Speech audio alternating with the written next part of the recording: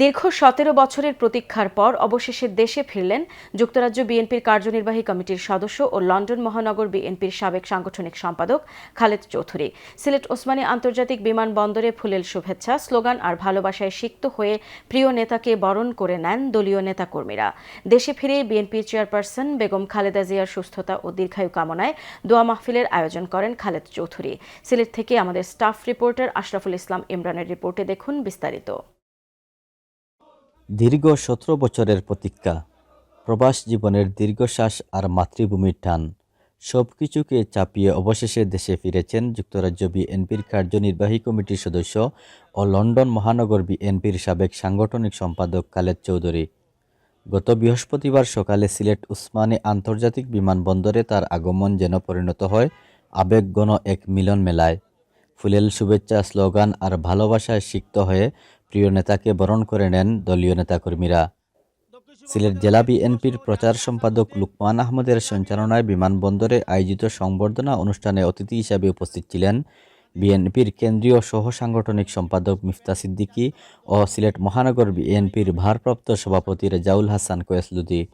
তারা বলেন, প্রবাসে থেকেও খালেদ চৌধুরী দলের আদর্শ, লক্ষ্য ও আন্দোলন থেকে এক মুহূর্তের জন্য বিচ্ছিন্ন হননি। বিএনপির সাংগঠনিক শক্তি বৃদ্ধিতে তার অবদান স্মরণীয়। খালেদ চৌধুরী বিগত দিনগুলোতে দলের প্রয়োজনে, দেশের প্রয়োজনে যেভাবে রাজপথে আন্দোলনে ছিলেন, ভূমিকা রেখেছিলেন, ভবিষ্যতেও দলের প্রয়োজনে, দেশের প্রয়োজনে সেই একই ভূমিকা রাখবেন। 17টি বছর ফ্যাসিজম বিরোধী যে আন্দোলন হয়েছে, সেই আন্দোলনে লন্ডন মহানগরী বিএনপির সাংগঠনিক সম্পাদক হিসেবে শুধুমাত্র যে লন্ডন তা নয়, গোটা ইউরোপ এবং ইউরোপের বাইরে যেখানেই ফ্যাসিস্ট রেজিমের অধিপতি শেখ হাসিনা গিয়েছে, সেখানেই তারা প্রতিহত করার চেষ্টা করছে। সংবর্ধিত অতিথির বক্তব্যে আবেগ আপ্লুত খালেদ চৌধুরী বলেন, প্রবাসে থেকেও দেশের রাজনৈতিক পরিস্থিতি ও দলের শক্তি বাড়াতে যতটুকু পেরেছি তা করেছি আন্তরিকতা দিয়ে।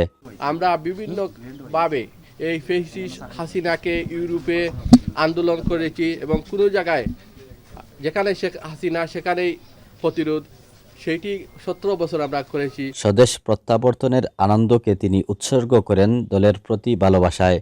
দেশে ফিরেই বিএনপির চেয়ারপারসন বেগম খালেদা জিয়ার সুস্থতা কামনায় তিনি দোয়া মাহফিলের আয়োজন করেন।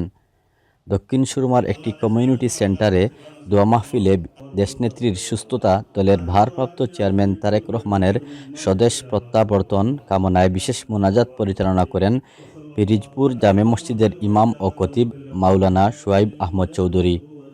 দক্ষিণ সুরমা থানা বিএনপির আহ্বায়ক ডাক্তার এনামুল হক এনামের সভাপতিত্বে ও স্বেচ্ছাসেবক দলের কেন্দ্রীয় সহ সাংগঠনিক সম্পাদক কামাল হাসান জুয়েলের সঞ্চালনায় দোয়া মাহফিলে উপস্থিত ছিলেন সিলেট মহানগর বিএনপির সাধারণ সম্পাদক ইমদাদ হোসেন চৌধুরী, জেলার সহসভাপতি ইকবাল বাহার চৌধুরী, মাহবুবুর রব ফয়সল, যুগ্ম সম্পাদক তাজরুল ইসলাম তাজুল, উপদেষ্টা অধ্যক্ষ জিল্লুর রহমান শুয়েব, অধ্যক্ষ নিজাম উদ্দিন তরফদার, দক্ষিণ সুরমা উপজেলা বিএনপির যুগ্ম সম্পাদক মনিরুল ইসলাম তুরন সহ আরও অনেক নেতাকর্মী।